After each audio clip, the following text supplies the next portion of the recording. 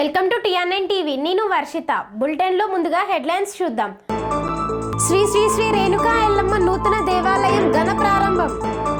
శిక్షణ కార్యాలయంలో పాల్గొన్న బీఆర్ఎస్ పార్టీ నాయకులు. బాల గంగాధర్ తిలక్ జయంతి వేడుకలు. బ్రిడ్జ్ లేక ఇబ్బందులు పడుతున్న ప్రజలు. దుబ్బాకలో నిర్వహించనున్న నూతన mega health camp. Vijay Kumar కు వినతి పత్రం అందించిన ముస్లిం సభ్యులు. వినూత కార్యక్రమం నిర్వహించిన విద్యార్థులు. ముస్లిం మహిళలకు కుట్టు మిషన్లు పంపిణీ. బోనాల మహోత్సవంలో పాల్గొన్న మాజీ కార్పొరేటర్. కేటీఆర్ ఫ్లెక్సీలను తొలగించిన జీహెచ్ఎంసీ సిబ్బంది.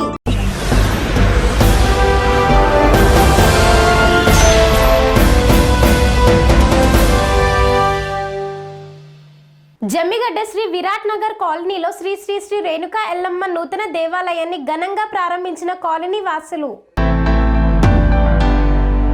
మేడ్చల్ మల్కాజ్గిరి జిల్లా జమ్మిగడ్డ శ్రీ విరాట్ నగర్ కాలనీలో నూతనంగా దేవాలయం శ్రీ శ్రీ రేణుకా ఎల్లమ్మ దేవి ఆలయాన్ని ఘనంగా ప్రారంభించుకున్నారు కాలనీ వాసులు. ఈ కార్యక్రమాన్ని బుధవారం మొదలు మంగళవారం వరకు 7 రోజుల పాటు కాలనీ వాసులు భక్తి శ్రద్ధలతో దీక్షలతో ఈ యొక్క మహోత్సవాన్ని ఘనంగా చేపట్టారు. 7వ రోజు అమ్మవారికి బోనాలను సమర్పించారు. ఈ బోనాల సంబరాలు అంబరాన్ని అంటాయి. శ్రీ రేణుకా ఎల్లమ్మదేవి ఆలయాన్ని స్వయంగా నిర్మించి అమ్మవారి విగ్రహాన్ని మరియు విగ్రహ ప్రతిష్ఠ కార్యక్రమాన్ని నిత్య అన్నదానాన్ని స్వయంగా నిర్వహించిన శ్రీ విరాట్ నగర్ కాలనీ ప్రెసిడెంట్ నమిలే మహేష్ కి శాలువాతో సత్కరించి హర్షం వ్యక్తం చేశారు కాలనీ వాసులు. వక్రతుండాయ ధీమహి తన్నో దంతిః ప్రచోదయాత్ స్వాహా. గదంచ వరదం హస్తం బిభ్రారం మూషికధ్వజం రక్షం లంబోదరం శూర్పకర్ణం రక్తం చ వాససం రక్తగంధానులిప్తాంగం రక్తపుష్పైః సుభోజితం భక్తానుకంపినం దేవం జగత్కారణవచ్చిదం ఆవిర్భూతం చ సృష్ట్యాదో ప్రకృతేః పురుషాత్పరం.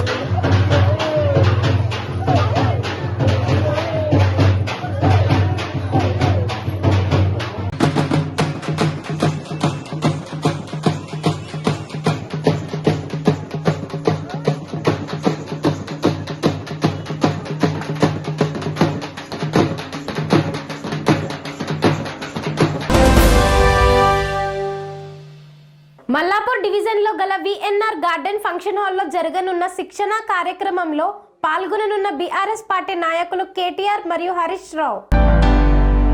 ఈ నెల 26వ తేదీన ప్రారంభం కానున్న బీఆర్ఎస్ కార్యకర్తలకు శిక్షణ తరగతులు. కాంగ్రెస్ ప్రభుత్వం చేస్తున్న విష ప్రచారాలను తిప్పికొట్టేందుకు అవసరమైన విషయాలను బీఆర్ఎస్ విద్యార్థి విభాగానికి తెలియజేయనున్నారు కేటీఆర్, హరీష్ రావు. ఈ నెల 26వ తేదీన ఉప్పల్ నియోజకవర్గ పరిధిలోని మల్లాపూర్ డివిజన్ లో గల విఎన్ఆర్ గార్డెన్ లో ఫంక్షన్ హాల్లో కేటీఆర్, హరీష్ రావు అధ్యక్షతన ఈ యొక్క శిక్షణ కార్యక్రమాన్ని చేపట్టనున్నారు. Doctor AS Rao Nagar division పరిధిలోని ఎమ్మెల్యే క్యాంపు కార్యాలయంలో సన్నాహక సమావేశాన్ని నిర్వహించారు. Uppal MLA Bandari Laxma Reddy, BRS party Malkajgiri parliament incharge Ragidi Laxma Reddy. ఈ కార్యక్రమంలో కార్పొరేటర్లు, మాజీ కార్పొరేటర్లు, బీఆర్ఎస్ పార్టీ నాయకులు, కార్యకర్తలు, బీఆర్ఎస్వి నాయకులు తదితరులు పాల్గొన్నారు.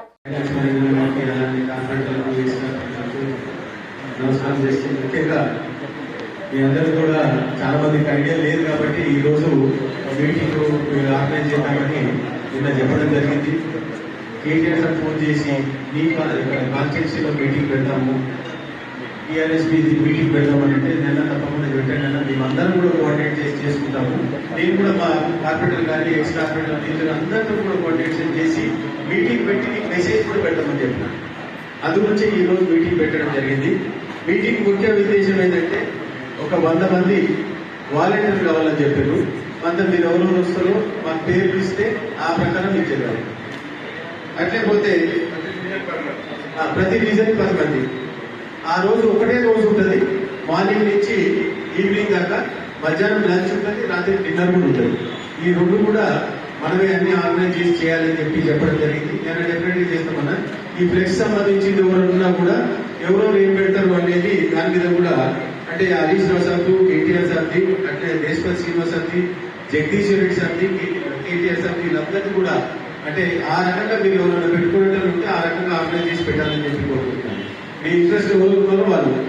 ఇంకోటి ఫోర్సబుల్ ఏం లేదు, కడవైతే మేము పెడతాం. నేను అన్న ఇద్దరం కలిసి మేము కోఆర్డినేట్ చేసి మేము అన్ని కూడా పెడతాము. ఏదంటే పెడితే మీరు అందరూ కూడా పెడితే బాగుంటుందని ఉద్దేశంతో, ఎందుకంటే మాకు మొదలు ఎందుకు చెప్పలేదు అంటున్నారు. ఎక్స్ కార్పొరేటర్, ఎక్స్ డివిజన్ అధ్యక్షుడు, అలాగే మహిళా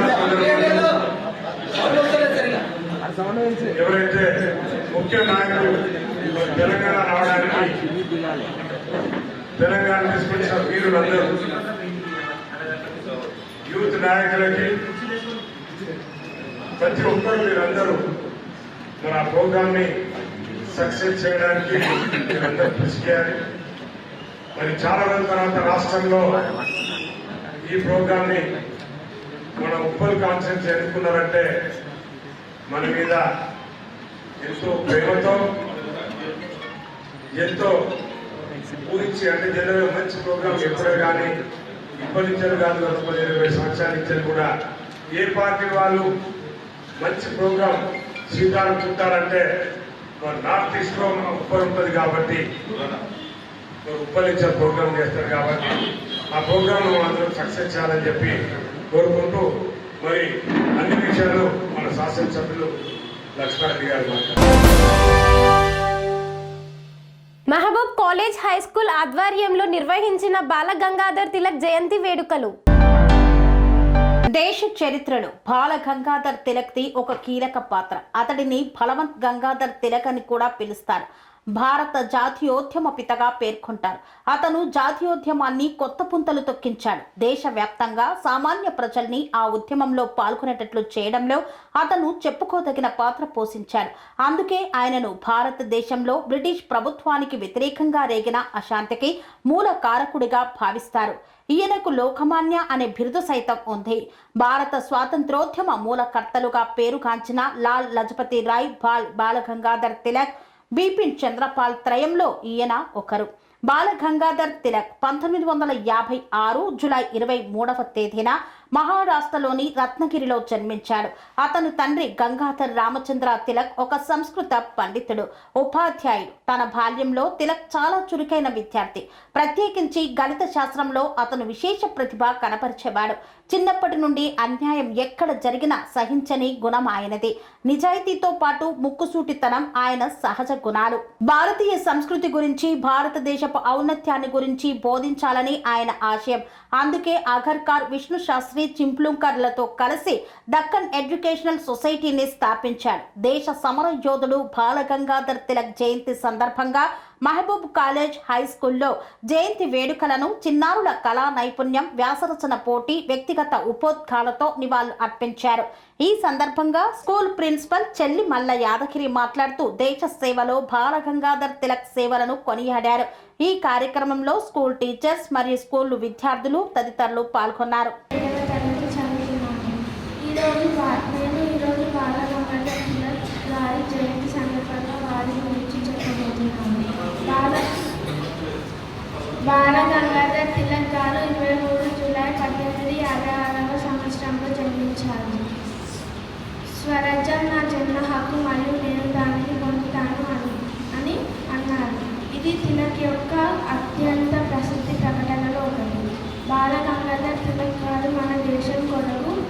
జైలుకి వెళ్ళారు.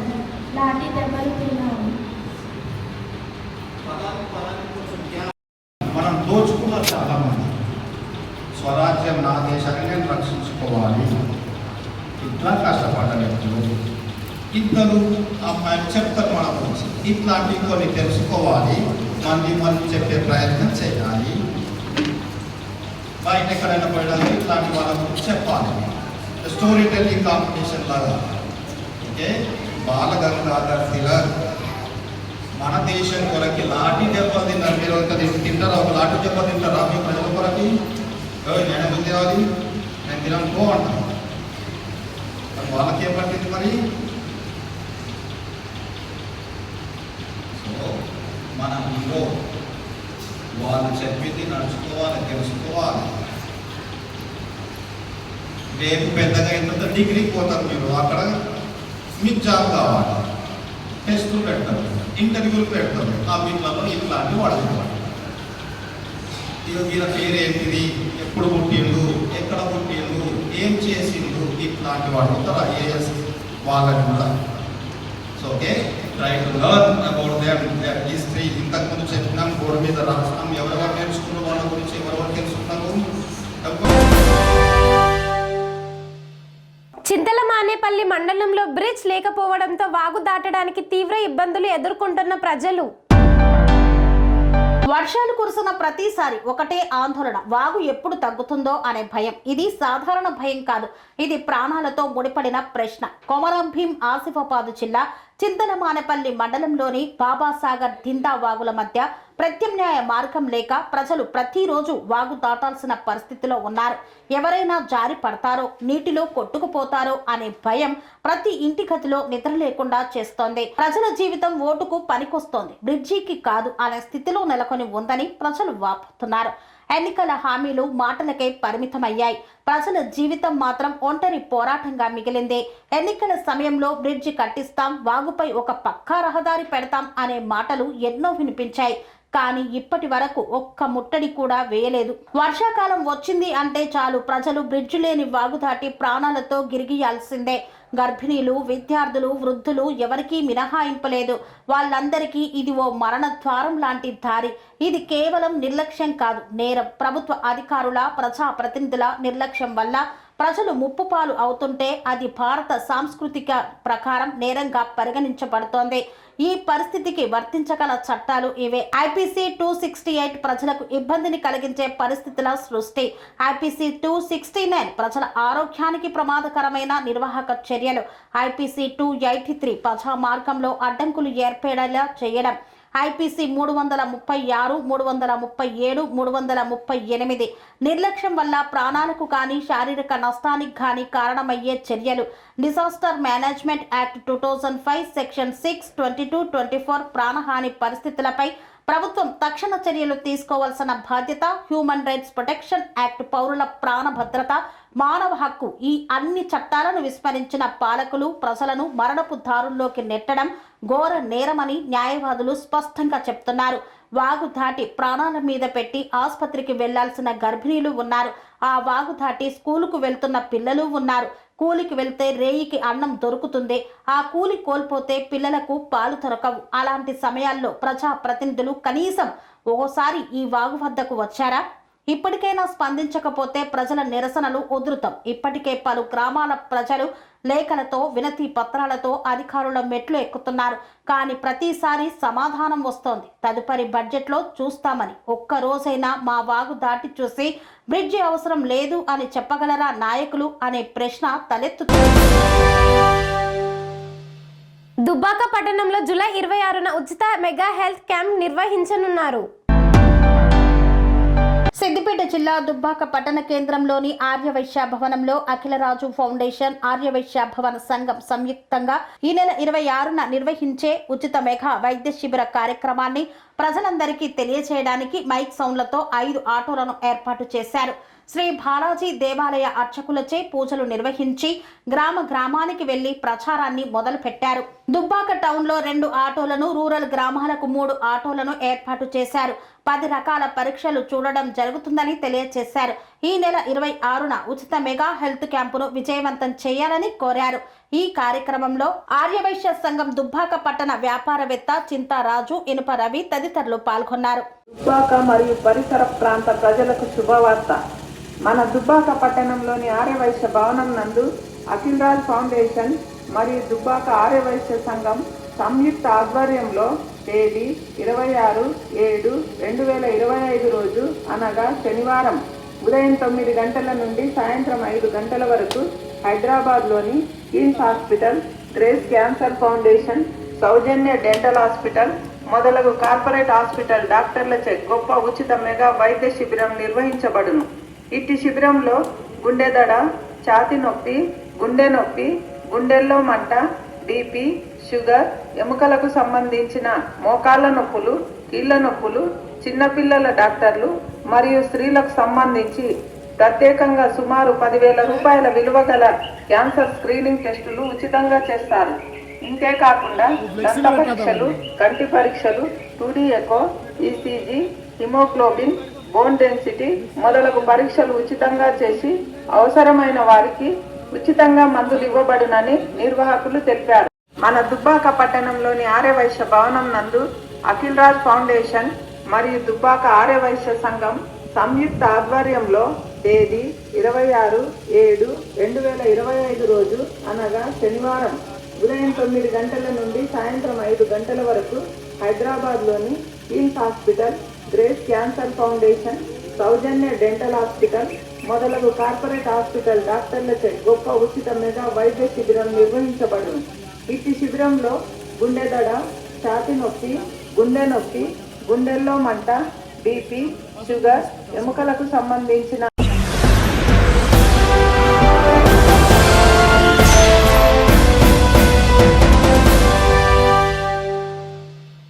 వార్తల్లో చిన్న విరామం. అనురాగానికి అమ్మ ఆదర్శం, ఆరోగ్యానికి Sri Sai homeo stores and clinic. అనుభవం, అర్హత, అంకిత భావం కల డాక్టర్లచే చికిత్స.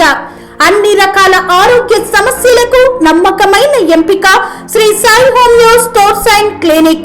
డయాబెటిస్, కీళ్ల నొప్పులు, సయాటికా, వెన్నుముక సమస్యలు, థైరాయిడ్, నిద్రలేమి, మానసిక సమస్యలు, ఋతు సమస్యలు, అన్ని రకాల దీర్ఘకాలిక వ్యాధులకు ప్రత్యేక హోమియో వైద్యం.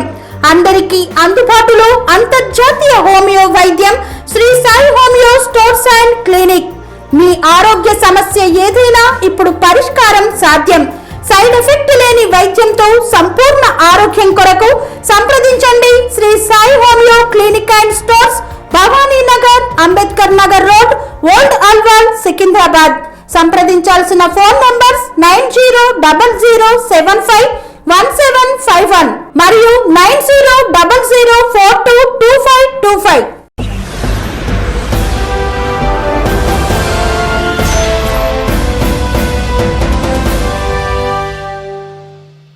తిరిగి వార్తలకు స్వాగతం. షాదీఖానా పనులను వెంటనే చేపట్టాలని స్థానిక తహసీల్దార్ విజయ్ కుమార్ కు వినతి పత్రం అందజేసిన ముస్లిం సభ్యులు. మైనార్టీల పట్ల చిన్న చూపు చూడడం తగదు. కొడంగల్ ప్రాంతంలో మంజూరైన అభివృద్ధి పనులకు శంకుస్థాపనలు చేస్తున్న షాదీఖానా పనులు ఎందుకు చేపట్టడం లేదు? వెంటనే కాంగ్రెస్ నియోజకవర్గ ఇన్ఛార్జ్ తిరుపతి రెడ్డి ఆధ్వర్యంలో షాదీఖానా నిర్మాణానికి శంకుస్థాపనతో పనులు చేపట్టాలని, లేని పక్షంలో రాబోయే రోజుల్లో ముస్లింలు తమ సత్తా ఏంటో చూపడం ఖాయమన్నారు. షాదీఖానా పనులను వెంటనే చేపట్టాలని స్థానిక తహసీల్దార్ కార్యాలయంలో తహసీల్దార్ విజయ్ కుమార్ కు వినతి పత్రాన్ని అందజేశారు. ఈ కార్యక్రమంలో హఫీజ్ కరీం, సయ్యద్ ఇషాక్ పాషా, ఎండి సత్తాజ్ హుస్సేన్, షేక్ రోమన్, సయ్యద్ ముస్తఫా, ఎండి మూర్తజా, ఎండి అజార్ తదితరులు పాల్గొన్నారు. కోస్గి మండలంలోని నాచార గ్రామంలో 5వ తరగతి విద్యార్థులు వినూత్న కార్యక్రమం చేపట్టారు. నారాయణపేట జిల్లా కోస్గి మండలంలోని నాచారం గ్రామ 5వ తరగతి విద్యార్థులు వినూత్న కార్యక్రమాన్ని చేపట్టారు. గ్రామీణ ప్రాంతాల్లో చెరువు పరిసరాలు మద్యం ప్రియుల అడ్డాలుగా మారి పరిసరాలు ప్లాస్టిక్ బాటిల్స్, గ్లాసులతో వాళ్ళు తిన్న స్నాక్స్ ప్యాకెట్స్, కవర్స్ తో ఆ ప్రాంతాలు నిండిపోతున్నాయి. దీనివల్ల ఆ చుట్టుపక్కల వ్యవసాయ క్షేత్రాలలో భూమి కాలుష్యం మనకు తెలియకుండానే జరిగిపోతోంది. అలాగే ఆ ప్రాంతంలో మేతకు వెళ్లిన పశువులు వాటిని తినడం వల్ల ఎన్నో అనర్థాలు జరుగుతున్నాయి. కావున మద్యం ప్రియులు ఈ విషయంపై అవగాహన పెంపొందించుకోవాలి. ఇలాంటి కాలుష్యం జరగకుండా జాగ్రత్త వహించాలి. భవిష్యత్తు తరాలకు ప్రకృతిని కాపాడుకోవాలి.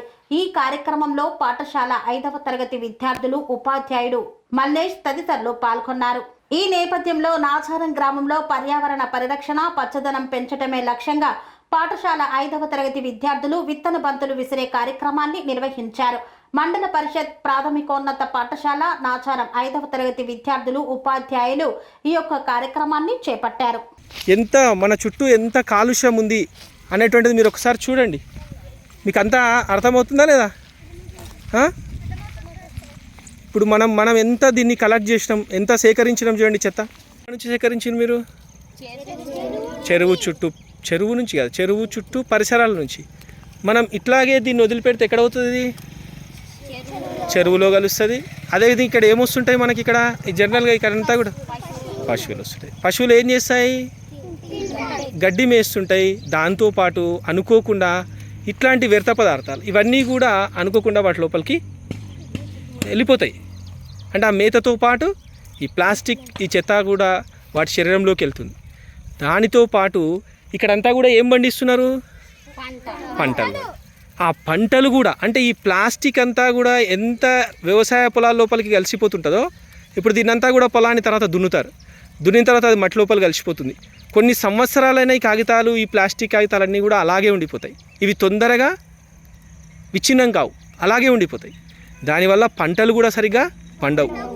కాబట్టి మనం చెరువు పరిసర ప్రాంతాల్లో కానీ, వ్యవసాయ భూముల్లో కానీ ఇలాంటి ప్లాస్టిక్ చేత మనం కలుషితం చేసుకోవద్దు. చేయడం వల్ల జరిగే నష్టం ఎవరికి? మనకే. మనమే నష్టపోతాం. మనమే కలుషితమైన ఆహారాన్ని తీసుకుంటాం. కాబట్టి మీరంతా కూడా ఏం చేయాలి? ప్లాస్టిక్ని వాడొద్దు. వాడుతున్న వాళ్ళకి, ఇలా పరిసరాలను కలుషితం చేసే వాళ్ళకు కూడా మీరంతా కూడా చెప్పాలి. ఏమనంటే దీనివల్ల జరిగే నష్టాన్ని వివరించి నెక్స్ట్ ఇలాంటివి జరగకుండా, అంటే తర్వాత మళ్ళీ ఇలాంటివి జరగకుండా గ్రామంలో ఉన్న అందరికీ మీరంతా కూడా కలిసి మీ తల్లిదండ్రులకు చెప్పడం వల్ల అది ఒకరి నుంచి ఒకరికి వెళ్ళి ఇలాంటివి జరగకుండా ఆగిపోయే అవకాశం అనేటువంటిది ఉంటుంది. కాబట్టి మీరంతా కూడా చేస్తారా, చేయరా? ఇవన్నీ ప్లాస్టిక్ కాగితాలు అవన్నీ కూడా చెరువు పరిసర ప్రాంతాల్లో వేయొద్దు అని చెప్పినాం. ఇక్కడ చెరువు పరిసర ప్రాంతం అంతా కలుషితమైందా లేదు ఒకసారి చూడండి. ఏంటివి ఇవన్నీ? ఇప్పుడు ఇక్కడ పడ్డాయన్నీ ఏంటివి? అంటే ఏంటివి? ర్యాపర్స్. అంటే మనం తింటాం కదా, తిన్న తర్వాత ఏం చేస్తున్నారు? ఆ పేపర్స్ అన్నీ కూడా, ఇప్పుడు ఇది వ్యవసాయ పొలం. ఏంది? వ్యవసాయ పొలం. ఈ పొలం లోపల పశువులు కూడా తిరుగువా? మరి ఈ పశువులు తిరిగే ప్లేసుల లోపల ఇట్లా గ్లాసులు, ప్లాస్టిక్ గ్లాసులు, ప్లాస్టిక్ కవర్లు ఇవన్నీ కూడా వేయడం వల్ల ఏమవుతుంది చెప్పండి? ఏమవుతుంది? కాలుష్యం జరుగుతుంది. ఏం జరుగుతుంది? మరి ఇట్లా కాలుష్యం జరగడం మనకు మంచిదేనా, నష్టమా ఏమన్నా? ఈ ప్లాస్టిక్ పేపర్లు ఇక్కడ వేయడం వల్ల ఏం నష్టం జరుగుతుంది ఎవరైనా చెప్పగలుగుతారా? చెప్పండి.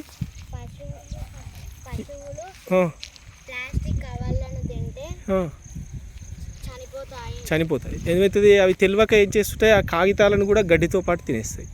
తినడం వల్ల వాటి కడుపు లోపల ఏదైనా ఇబ్బందులు అనేటువంటివి కలుగుతాయి. వ్యాధులు వస్తాయి, లేదంటే ఆయాసం అవుతుంది. మనలాగానే అవి కూడా, మనం ప్లాస్టిక్ పేపర్ తింటే మనకు ఆ ఇబ్బందులు ఏదైతే ఎదురవుతాయో పశువులకు కూడా అదే విధంగా ఎదురవుతాయి. కాబట్టి ఇదంతా కరెక్టేనా ఇట్లా వేయడం? తప్పు. మీరు కూడా ఏం చెప్పాలి? మీ ఊర్లో, మీ ఇంట్లో ఉండే పెద్దలకు చెప్పాలి, మీ గ్రామంలో ఉండే వాళ్ళకు కూడా చెప్పాలి. మనం ఒక పాఠం చదువుతాం, చెరువు గురించి చదువుకుంటాం. మీరు 4వ తరగతిలో చదివిరా చెరువు గురించి? మరి చెరువు చుట్టూ ఉన్న ప్రాంతాలను ఎట్లా ఉంచుకోవాలి? మంచిగా అంటే ఎట్లా? అంటే ఏమేమి చేయొద్దు చెరువు లోపల? కోస్గి మున్సిపాలిటీలోని ముస్లిం మహిళలకు కుట్టు మిషన్లు పంపిణీ చేసిన మున్సిపల్ కమిషనర్ నాగరాజు. నారాయణపేట జిల్లా కోస్గి మున్సిపాలిటీలో ప్రభుత్వం ఎంతో ప్రతిష్టాత్మకంగా చేపడుతున్న సంక్షేమ పథకాలలో భాగంగా మైనార్టీ ఫైనల్ కార్పొరేషన్ నుండి పట్టణ కేంద్రంలోని కోస్గి మున్సిపాలిటీలో ముస్లిం మహిళలకు కుట్టు మిషన్లు మున్సిపల్ కమిషనర్ నాగరాజు పంపిణీ చేశారు. కొడంగల్ నియోజకవర్గంలో అన్ని మున్సిపాలిటీల్లో మండల కేంద్రాల్లో మహిళా సోదరీమణులకు కుట్టు మిషన్లు పంపిణీ చేశారు. ఇందిరమ్మ మైనార్టీ మహిళా శక్తి స్కీమ్ ద్వారా కోస్గి మున్సిపాలిటీలో 422 మిషన్లు కేటాయించారు. ముస్లిం మహిళలకు పంపిణీ చేశారు. ఈ కార్యక్రమంలో కాంగ్రెస్ పార్టీ నాయకులు ఇద్రీస్, నాగులపల్లి నరేందర్, తుడుం శ్రీనివాస్, సలీం తదితరులు పాల్గొన్నారు. సంఘం కోస్గి పట్టణ ప్రజలకు తెలియజేయడం మైనార్టీ కార్పొరేషన్లో భాగంగా ముస్లిం మైనార్టీ మహిళలకి తెలంగాణ రాష్ట్ర ప్రభుత్వం కొడంగల్ కాన్స్టిట్యూన్సీలో కోస్గి మున్సిపాలిటీకి సంబంధించింది 422 కుట్టు మిషన్లు మంజూరు చేయడం జరిగింది. ఇప్పటివరకు కూడా 60% వాళ్ళకందరికీ ఇవ్వడం జరిగింది. మున్సిపల్ కార్యాలయంలో వార్డుల వారీగా మహిళలకు కుట్టు మిషన్లు పంపిణీ చేయడం జరుగుతుంది. రేపటి వరకు అన్ని పంపిణీ. ఆషాఢ మాస బోనాల మహోత్సవ కార్యక్రమంలో పాల్గొన్న రామగుండం మున్సిపల్ కార్పొరేషన్ మాజీ కార్పొరేటర్. పెద్దపల్లి జిల్లా రామగుండం మండలంలోని ఆషాఢమాసం బోనాల జాతర సందర్భంగా రామగుండం మున్సిపల్ కార్పొరేషన్ 50వ డివిజన్ మాజీ కార్పొరేటర్ గన్ముక్కుల మహాలక్ష్మి తిరుపతి దంపతుల ఆధ్వర్యంలో ఘనంగా బోనాల మహోత్సవ కార్యక్రమాన్ని నిర్వహించారు. ఈ యొక్క కార్యక్రమానికి మాజీ మేయర్ భంగి అనిల్ కుమార్ హాజరయ్యారు. మాజీ కార్పొరేటర్లు పాతపల్లి ఎల్లయ్య, పొన్నం లక్ష్మణ్ గౌడ్ మరియు సర్వేష్ రాజు, 50వ డివిజన్ ప్రజలు, మహిళలు, యువకులు తదితరులు పాల్గొని ఆనందోత్సాహాల నడుమ అమ్మవారికి బోనాలను సమర్పించారు.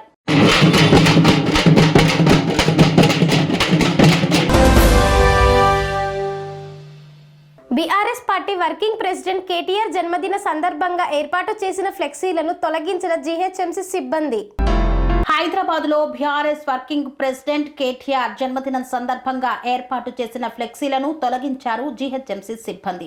పైనుండి ఆదేశాలతో తొలగించామంటున్నారు జీహెచ్ఎంసీ అధికారులు. తెలంగాణ భవన్ ముందు తప్ప హైదరాబాద్ నగరంలో ఉన్న ఫ్లెక్సీలను చింపివేశారు. కాంగ్రెస్ ఫ్లెక్సీలను తొలగించకుండా బీఆర్ఎస్ వర్కింగ్ ప్రెసిడెంట్ ఫ్లెక్సీలను తొలగించడం ఏంటని ప్రశ్నిస్తున్నారు బీఆర్ఎస్ నేతలు.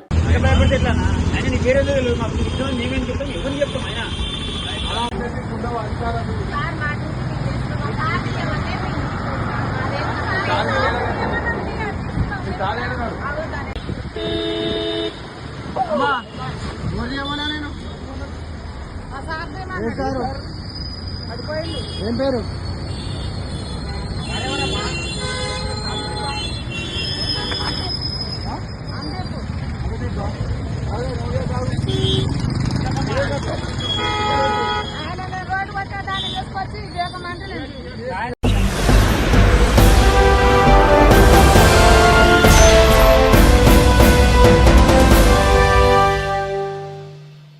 ఇంతటితో వార్తలు సమాప్తం. మరిన్ని అప్డేట్స్ కోసం చూస్తూనే ఉండండి TR9 TV. Panacea meridian hospitals ప్రతి సామాన్యుడికి అందుబాటులో అంతర్జాతీయ వైద్య ప్రమాణాలతో వైద్యం, 24 గంటల అంబులెన్స్ సర్వీసుతో పాటు అత్యవసర సేవలతో ఏర్పాటైన చికిత్సా విభాగం.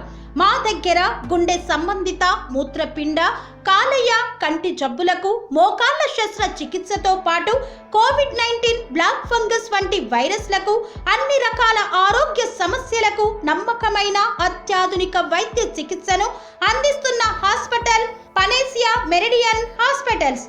మీ ఆరోగ్య సమస్య ఏదైనా ఇప్పుడు పరిష్కారం సాధ్యం.